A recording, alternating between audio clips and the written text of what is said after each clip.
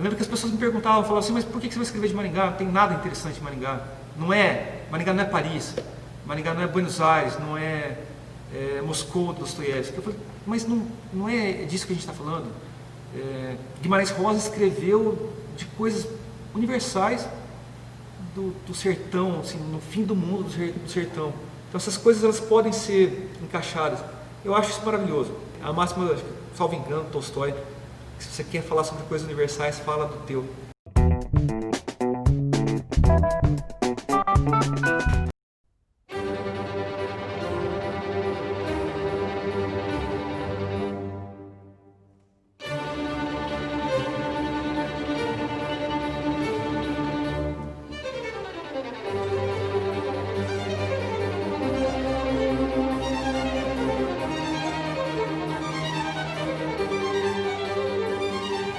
Cara, a vida é uma coisa muito maluca, que as pessoas tentam, às vezes, ficcionalizar, e às vezes as ficções mais insanas não têm um enredo tão mirabolante quanto a vida. A gente vê tanta coisa acontecendo, tanta coisa nos noticiários que você fala, cara, isso não é crível.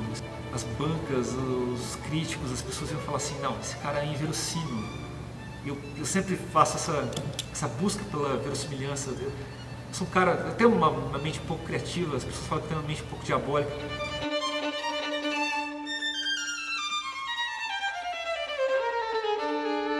A vida é uma coisa que às vezes a ficção não consegue abarcar.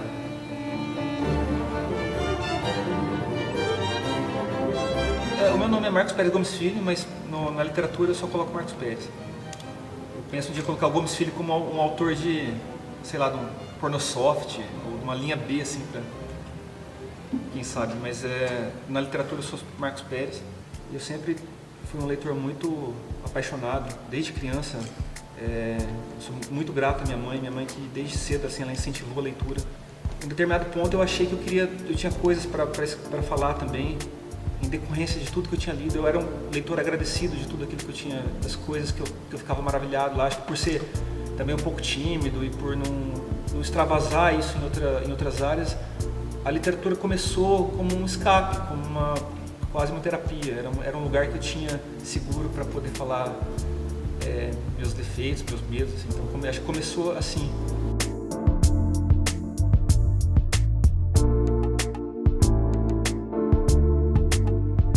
Eu até lembro quando saiu o resultado, muita gente ficou impressionada, porque eu não sabia de fato que eu poderia fazer isso. Quando eu recebi a notícia, eu estava no meu trabalho, que é aquele ambiente de tribunal, um típico ambiente de funcionalismo público, e eu recebo uma notícia de que eu venci um prêmio literário. Obviamente eu fiquei muito feliz e tentei externar essa felicidade, e as pessoas ao lado elas estavam querendo saber por que eu estava feliz, por que eu estava agradecendo tanto. Quando eu desliguei o telefone, as pessoas perguntaram, o que você ganhou? Eu falei, ganhei um prêmio literário. E muita gente falou, olha, mas você nem escreve. E acho que foi o primeiro momento. E o segundo impacto, depois das pessoas entenderem que eu escrevi, era falar o título do livro. Então era um título muito impactante, as pessoas não tinham parâmetro do que eu fazia. Quando eu falava sempre o Evangelho segundo Hitler, eu via as pessoas se contorcerem um pouco. É um título que não parece politicamente correto. Então o começo foi um pouco delicado, mas foi uma maneira eu brinco, foi uma maneira de sair do armário. Foi quando eu mostrei para as pessoas que eu escrevia, que eu gostava disso.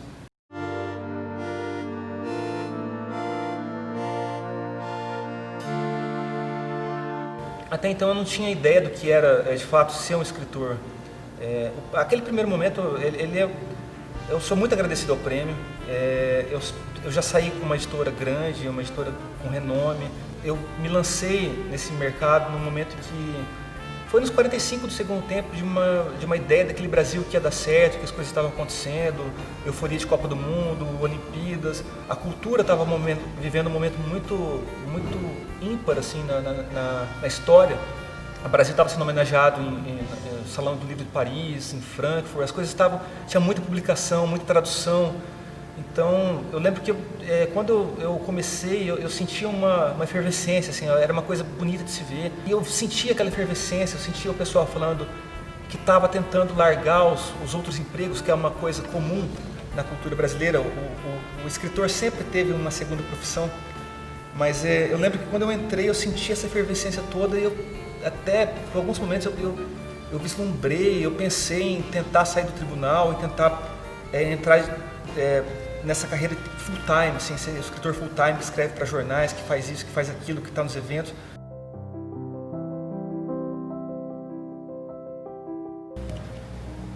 A gente vive um momento bem delicado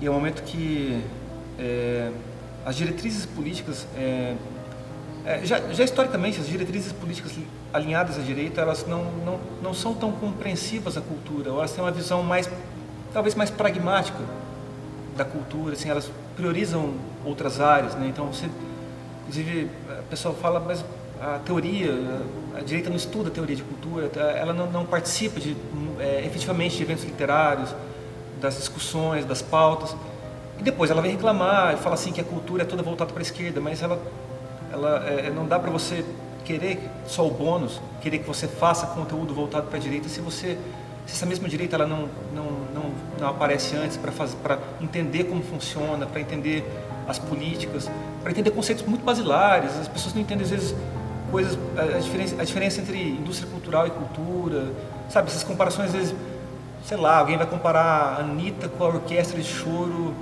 do estado de choro de viola caipira do estado de São Paulo. As pessoas não entendem o que é um produto, o que é um conceito, a necessidade do Estado fomentar cultura estrito sensu, porque a cultura estrito sensu não é um produto do autor, é um produto do Estado. E também as pessoas não entendem às vezes coisas tão basilares. O nosso presidente da República ele não entende a diferença entre Estado e governo. Quando ele fala que ele não vai assinar o diploma do Chico Buarque, que ganhou o prêmio Camões, ele faz uma confusão enorme entre Estado e governo. Ele pode ser governo, ele pode ter as diretrizes políticas dele, mas ele naquele momento ele é um chefe de Estado e é um prêmio do Estado brasileiro, do Estado do Brasil e do Estado de Portugal. Então não dá para você alinhar ou querer que as diretrizes culturais sejam alinhadas ao governo. Isso vale também para o sentido oposto. Não dá para você pensar, não dá também para que a esquerda as pautas dominem o vetor cultural. Obviamente as políticas elas têm preferências, mas não dá para você fazer esse domínio. A cultura ela tem que ser livre.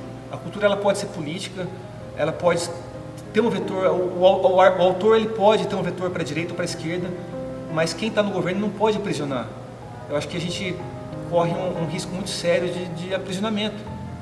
Um tempo atrás aquele maluco que estava como secretário de Cultura, que teve aquele episódio lamentável, que ele deu um discurso lá parafraseando nazistas, né? Que ele foi terrível, aquilo chamou muita atenção. Mas eu lembro quando eu vi aquele fato, aquilo era terrível, tenebroso, mas o que me chamou muita atenção, me deixou muito preocupado, era atrás, era nas entrelinhas que ele dizia que além disso ele dizia que a preocupação era no fomento de uma arte que exaltasse o nacionalismo. Isso não tem cabimento. Ele fala, a fala dele foi: a arte deve ser nacionalista. A arte, obviamente, ela pode ser. Nada impede que um autor faça uma arte com um vetor assim. Mas não dá para alguém, na posição dele, de ministro ou de secretário da Cultura, impor isso. Ou falar, nas entrelinhas, nós só vamos fazer o patrocínio de obras que estejam alinhadas com esse governo.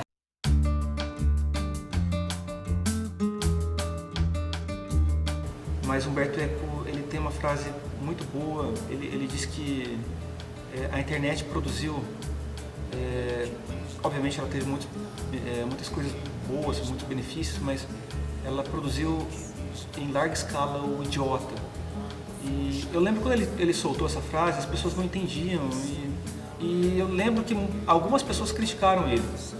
Mas hoje está mais compreensível isso que ele disse, porque antigamente você escutava o prêmio Nobel, era mais apurado, né? Para a pessoa ter uma voz potente, hoje a gente escuta internautas. A internet ela produz uma falsa ideia de que a gente está sendo politizado, porque a gente está discutindo política.